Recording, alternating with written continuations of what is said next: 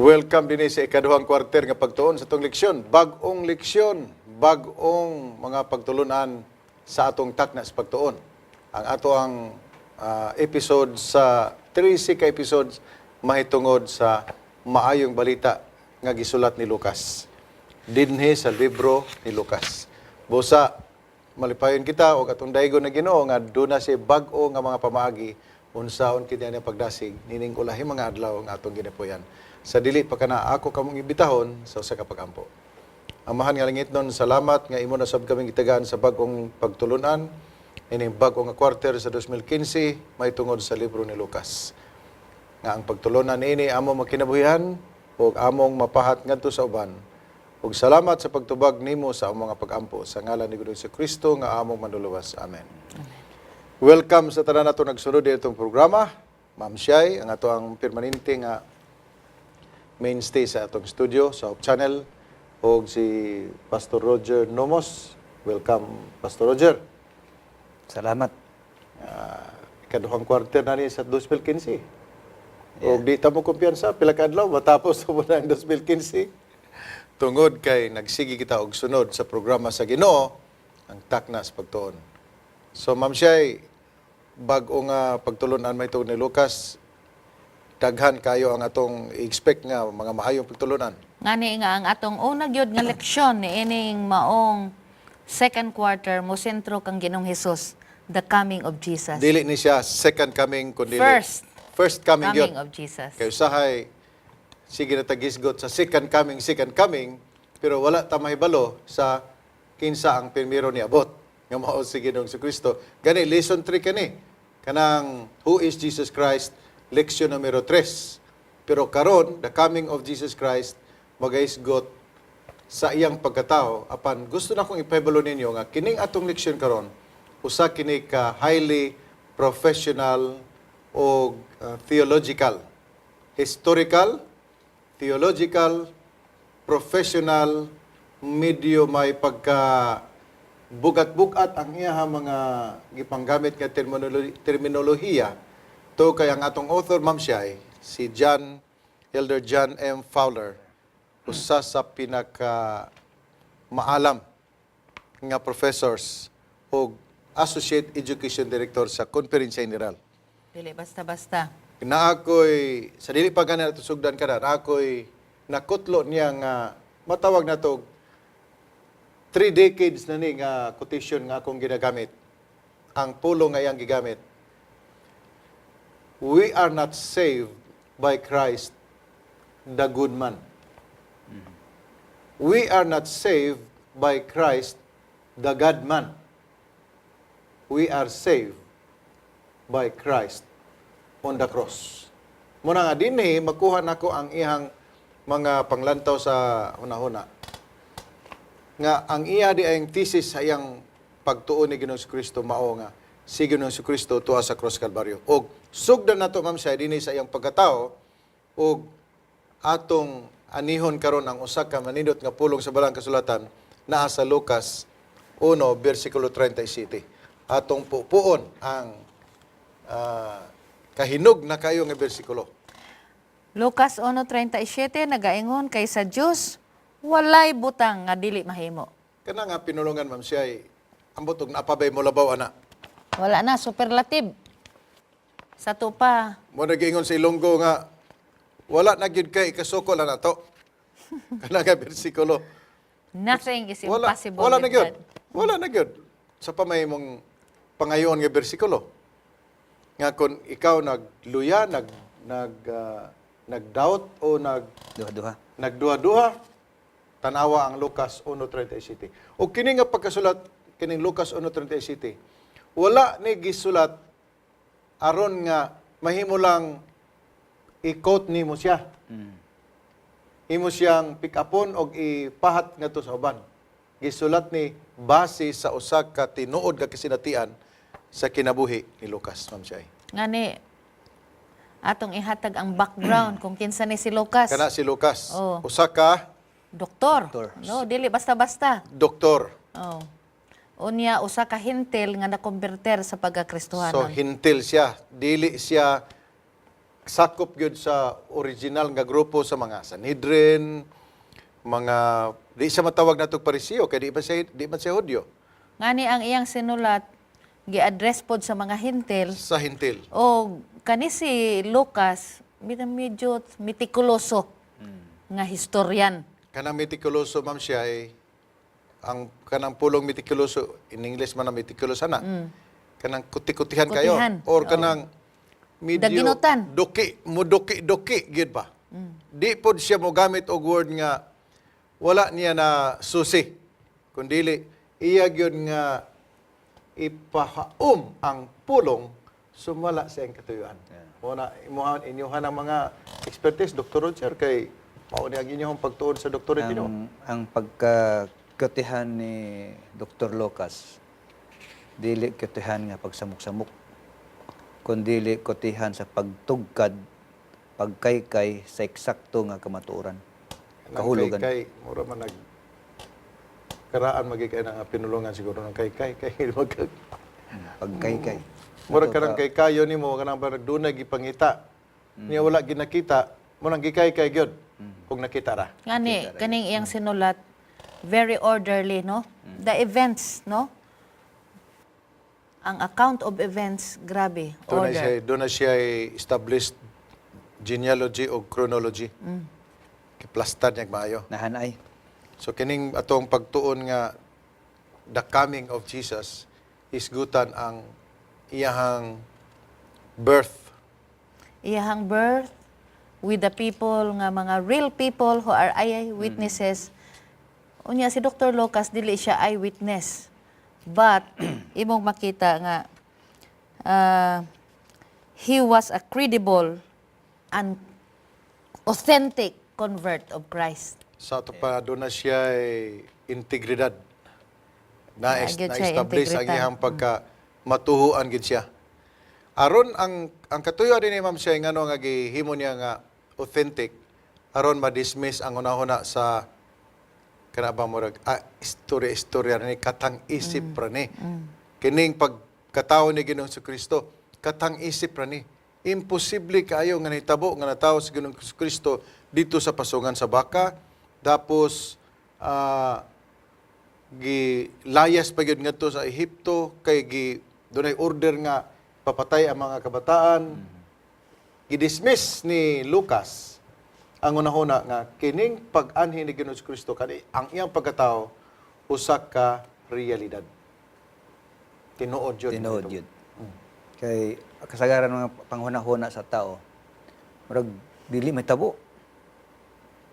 Pero sa dihang tao naghuna-huna ingana, murag nawad-an siya og kuan ba, kana gilimitahan niya ang gahom sa Dios. Mao na nga ang atong teksto nagaingon nothing is impossible Yeah. with God. Mubalik ta didto kang John, no, sa iyang pagkatao. John the Baptist John the Baptist nga idara na biya si Elizabeth, no? og si iyang bana. Ngani si Zacarias giingon din nga blameless pero sa pagkahibalo niya nga tagaan silag anak medyo naagyo pagduda. Naay pagduda. Sa tawhanon nga perspective, magduda gid ka.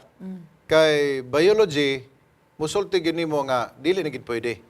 Pero kining bersikulo nga Lucas 1:37 nahimo ning usa ka teksto nga dili kay walay kahimuan, dunay kahimuan o kini nahitabo sa kahimuan bisan pa man gani sa ginikanan ni John the Baptist nga mao si Zacarias ug si Elizabeth. O ngadto usab ni Jose o Og ni Maria. Mao ni sila So, mga ang kaimtang si personalidad. Elizabeth opposite kay Maria. Kay si Elizabeth ning lapas na iyang edad nga ngay manganak. oo. Sa laing bahin ang usa ka babae nga Virgin. virgin Wala gyud kay walay ilag bana, lalaki. walay kay ilag lalaki. Wala oh. Oh, so opposite. So doon na, kini nga bersikulo, Ma'am Shay, naglimini siya sa daghan kay nga mga kaibulungan. Og nahitabo. Nga kung atong aplikar sa atong adlaw-adlaw nga pagkinabuhi, daghan ang mga ka-applyan nato nga mga sitwasyon. Sa atong pagkinabuhi, nga doon na itong usay pagduha-duha, kung unsa gayud ang Ginoo nga atong gilagaran. Mo tubag ba siya sa atong mga pagampo? Kana gyud number 1. Doon ay mga balatian nga atong ginaampo, pero in the end, ipahulay sa kamatayon. Yeah. Doon ay mga nag-take og mga eksaminasyon nga atong ginaampo. Pero wala In ka the pasar. end, wala tuguti sa Ginoo. So kana mga butanga usahay mo hatod nga to sa usa ka pagduda og pagduha-duha kun kini ba kang Ginoo nga atong gisampit? Realidad ba kana siya? Mutungha na siya nga panghuna-una, Pastor. Kung ang atong pagsalig ngadto sa Dios kulang, kay kasagara atong pangayo sa ato man na sentro. Pangayo pabor lang sa ato Wala na to gihuna-huna ang laing bahin panghuna-huna sa Ginoo. Mao po na ang tendensiya sa tao nga mangayo siya para sa iyong kaugalingon. Na. Pero atong hinumduman nga ang tubag sa Ginoo sa atong pag-ampo. No, no? That is still an answer. Yeah. No.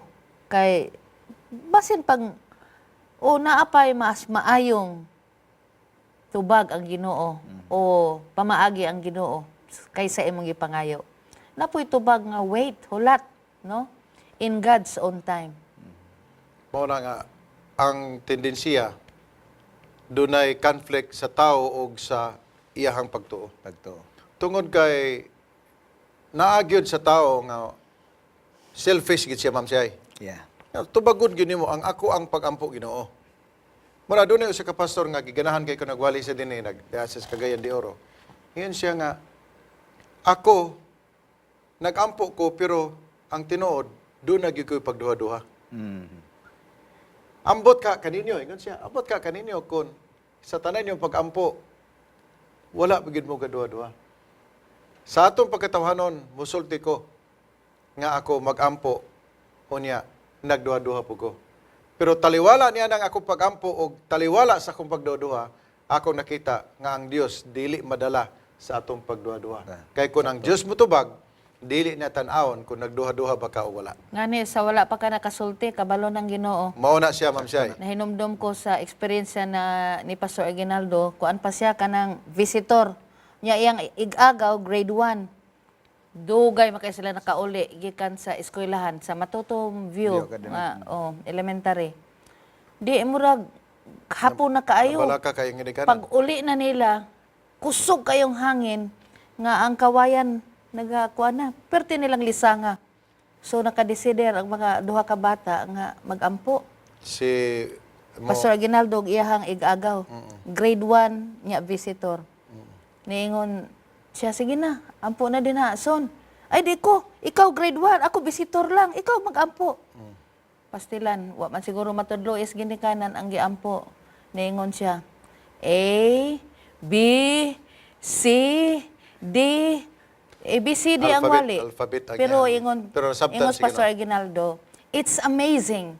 Kay pag humag-ampo ni Hunong ang kusog kayong hangin. Praise the Lord. Kaya wala pa ni Hunong ang hangin, Ma'am Shay. Dili ka Mrs. Aguinaldo karon. Pero ako nasabtan nga bisag usahay, even a prayer of a child can be understood by God. That's why dunay lecture nga ginahimo ang usa ka pastor, walay pag-ampo nga sayop. Yeah. Masayop man ang imong paglitok, pero ang Ginoo Ang motibo. nasabtan sa Ginoo ang imo ang unsay nasi mo kasing-kasing. So natawon ni si John, no? Dinha sa sabakan ni Elizabeth, Elizabeth. og Zacarias nga ni pagkatao, dinha pa si Zacarias nakabalik og sulti kay naamang ban siya tungod sa iyahang kulang sa pagtuo. Oo. Unya giplano na daan si Ginoo, Ma'am Shay. Wala ni sila nga tao kay nga kon man ka kanang wa kay pulos bata ka. Ang tanan nga na tao dinha sa gingarian sa Dios adunay kahulugan, adunay katuyuan. Katuyuan. Yeah. O si Ginoong Kristo gani kay kini silang ni Juan medyo preamble ra man ni sa pagkatao ni Ginoong Kristo. Ang pagkatao ni Ginoong Kristo mao na kitong call his name Jesus. Mao ni ang giliminan sa dagko kay nga pagsulay kay mao ra ni ang sugilanon nga pwede unta nagbulag si Jose ug si Maria. Kay kinsa may dili makigbulag kun ikaw Jose nga nangasawa ka sa usa ka babae nga perting promote ang tigulang sa iglesia, gi-promote sa district leader, gi-promote sa presidente sa misyon, gi-promote sa presidente sa union. Tungod kay kining bayhana nga si Maria nakita nga walay mansa, walay buling. Pure. Wa kaagig sosyal, bisag sosyal na lang, mag-holding hands. Tuar gid sa balay, permanente, naa sa simbahan. Wa kaagig text-text og sa tuwa pa karon, wa gyud sweetheart sa gamay. Naunsang hitabua. Pagkaminyo niya buntis man diay. Then sa unang panahon, wala biyay record nga may ka nga sabtala na Jose si Maria kay bitaw mga sugilanon daghan kaayo nga wala pa mo nagdulog nga buntis, daghan man kay kag may istoryahan o kato si Juan o wala pa sila nadulog na buntis. Kato si Juan wala pa sila nagdulog na buntis. Muna nga parihara na si adto. Asa man mangita og review materials og mag-research pa ka, asa man ka mangita og basihanan nga gitawag nato og mga kada bang basis nimo nga mahimo nimong i-judge nimo ang usa ka butang kay doon na siya nahitabo na sa una. Og sa abogado pa na doon ay iskra na ba na nasa iskra. Doon ay So, basis nga Murag magasihan ang nila. dating ni Jose, murag pangtabon. Presidents ba? Presidents matawag niya na. Walay makuha nga president si Jose. Di sila ka sulti nga naibay dito pod nga wala dolgi pero buntis. Wala. So empty si Jose. So ang iyang una-una nga bulagan si Maria, dako kayo og logical gid siya kayo. Una-una. Pero sa tawhanon nga huna-huna, marag mutungha na siya. Pero sa ka-impression nako kay Jose, tungod sa iyang pagtuo ngadto sa Dios o Spiritual pagsalig. man. Espirituhanon siya nga tao. Wa nagtungha sa iyang huna-huna na. May pagtugyan gyud. Naa sa una-una ni Jose, pero pag-abot sa sitwasyon sa Mateo 1, versikulo, itong basahon ang Mateo 1, ang Mateo 1, versikulo 19, Ma'am Shay. Mateo 1, kay related naman sila sa kuwan. Ang akong naibalaan magod nga versikulo sa Mateo. Dito na, kinahanglan gyud og intervention sa langit. Aron kita Padam ko siya. makasabot. Mateo 1, versikulo 19 ug 20.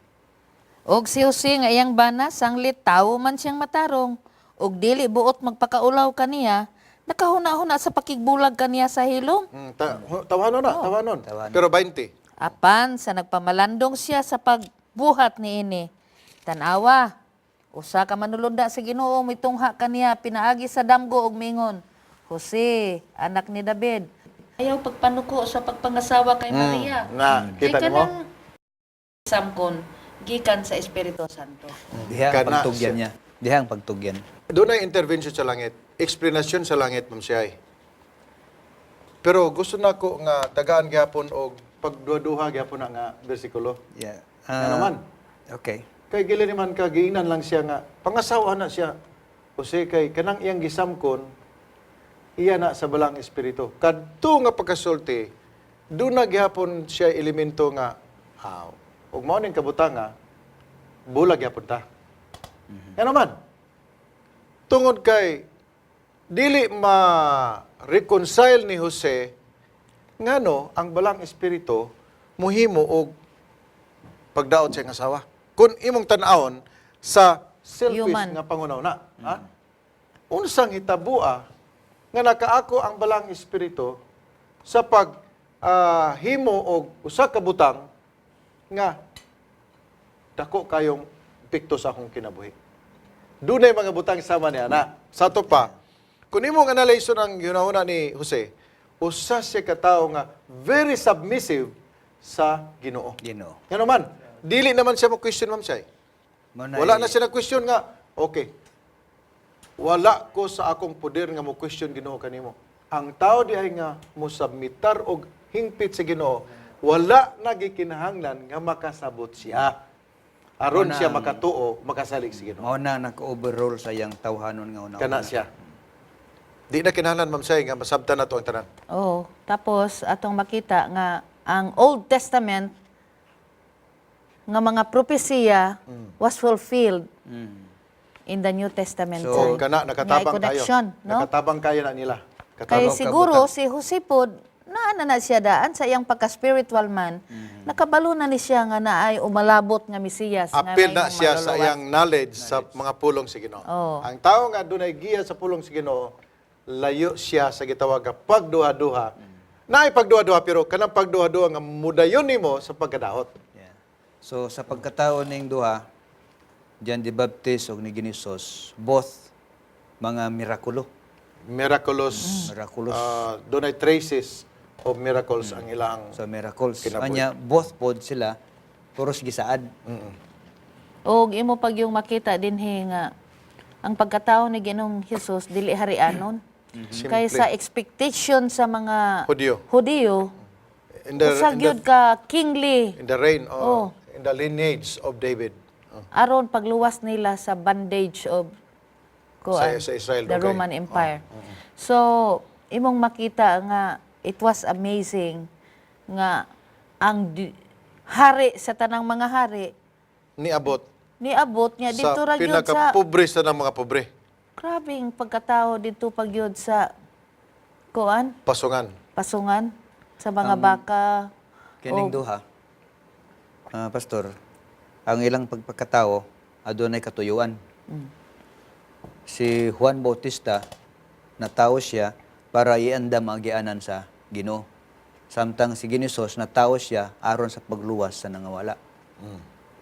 Giandam niya ang gingharian sa Dios. Yeah. Giandam preparing the way of the Lord. Moto ang gihimo ni John the Baptist, pero si Ginoong Kristo giandam niya kita alang sa iyang gingharian. Yeah. Morning sa sinulat ni Lucas na ay 3 vital matters of Christian theology. Ang una diri nga ay maayong balita, the good news of the gospel is for all people. Yeah. Mao gyud ay nakaayo. Wala gipili. Walay gipili mao ni nga ang pagsulat ni Lucas nga usa ka hintil nga nakonberter diha kang Kristo. Gipasabot gyud niya nga ang pagkatao ni Ginoong Hesus maoy maayong balita sa tanang mga tao bisag unsa nga rasa. Ma'am say unsa kay nahitabo kon natawo si Ginoong Kristo sa harianon? I-consider to nga harianon gyud ang iyang pag-abot. Unsa ka ang mga repercussions, posibilidad. Kay ang aton hebalan pobre ra man gyud. What about kung atong i-consider? Okay. Moabot ang atong Ginoo, pagkatao siya didto gyud sa mansyon.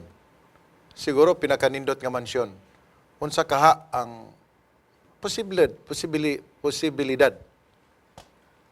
Ang iyang pagkatao mahimong popularized to all people kay og harianon gyud dako naman nakaayong balita gyud wala pa matawo ang hari wala Mas na. media na.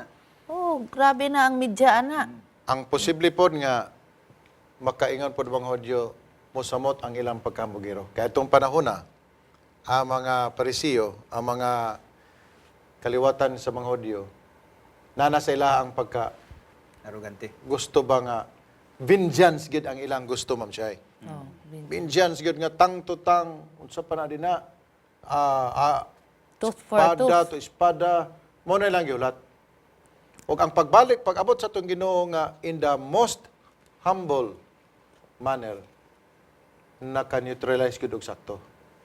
Nakabadlong sa ilahang Og ang espiritu sa langit lahi sa espiritu sa yuta. Garbo. Pero sa espiritu sa langit is humility. Humility. humility. Og mao na ang gusto nato nga sundon sa matag membro sa iglesia karon nga kitang tanan adunay espiritu sa pagkamapayinobsanon. Ang ikaduha nagaingon din Jesus is the Savior. So, ang primero, the good news for all people. Sunod, Jesus is the Savior. Ikatulo, Ang ikatulo, Christ is the Lord. Christ is the Lord. Mao na siya ang finality. Mauna siya. Ang Christ is 3 the Lord. vitals yun nga atong matun-an. Niining maong O kini nagahimo og usa pagsaksi, Ma'am Shay, nga ang iyang pagkatao bisan wala pa siya makalitok og usa ka pulong. Ang iya mismong pag-abot dinhi nakahimo og usa kadako nga pagsaksi nga ang Dios di ay usa ka Dios nga gusto niyang hakpon ang tanan. Gusto niya magsugod siya sa ubos aron, Ma'am Shay, pagsaka niya, Pastor Roger, aron pagsaka niya madala ang tanan. Kay kung abot pa nga itong Ginoo, dili na dan sa taas, pagsaka niya, dili na niya madala ang to sa ubos. Ug mao kana ang dako nga mensahe nga kinahanglan atong maibuluan. Ngani na ay Dinhi sa mga atong pagtulunan. witnesses, no? Sa Dori mga- pagkatao ni Ginoong Hesus, sama kang Simeon, no? Dito sa pag-circumcise niya dito sa templo. Ug naay gisulti siya nga kuan nagaingon nga he is the He is the Christ. He is the Christ, Savior. the Savior Oh. of the world. So dinhi naghatag og dako kayo nga maayo nga pagsugod sa quarter sa second quarter nga maibala nato nga ang atong Ginoo di ay Ginoo sa tanan ug siya ang manluluwas sa tanan ug gusto niyang hakpon kitang tanan kay iya kining gihimo nga nagnaog siya gikan sa harianon nga trono sa langit didto gayud sa pinakaubos sa tanan, the lowliest of lowlies. Mao na ang Ginoo, ang imong Ginoo ug akong Ginoo, mao kana siya. Ug niabot naman siya naana po iyang saad nga mobalik siya ug mao kana atong paaboton. Dang salamat ug didto niya sa langit kita mag-abot kay didto sa langit London kalipay, London kalinaw ug didto sa langit magkita tang tanan. Paminato ang usa ka awit dugang inspirasyon sa tong pagtuon sa mga pulong sa Ginoo. On the day of endless struggle, as we pray for strength to fight, our lives we will surrender to walk by faith, not sight. We'll proclaim His name victorious, so all the world will know. Till we someday meet the Son, man, we must let this truth be known. We'll praise His name, no matter what the cost. We'll raise Him high, so the world won't be lost. And if by chance He calls us home before we meet again, won't you take the name of Jesus to the heights of this great land? On the streets are hungry children. Kalipay na mo Diyos, pagpasalamat kanimo ning takna sa pagtuon sa mga pulong, panalangin ni matago sa kanamo, lakip sa mga kigalahan, nagatan-aw sa ilang mga panimalay ni na programa na kami magbaton og espirituhanong panglantaw nga among maila si Kristo nga sayang pagpakatao o sa kamayong balita alang kanamo nga among pagtuo diha kaniya malig-on og madasig nga kami mag-alagad samtang kapabot siyang pagbalik. Sa ngalan sa Manuluwas. Amen. No matter what the cost, we'll raise Him high, so the world won't be lost. And if by chance He calls us home before we meet again, won't you take the name of Jesus to the heights of this great land? With courage we'll fight the fight to set His people free.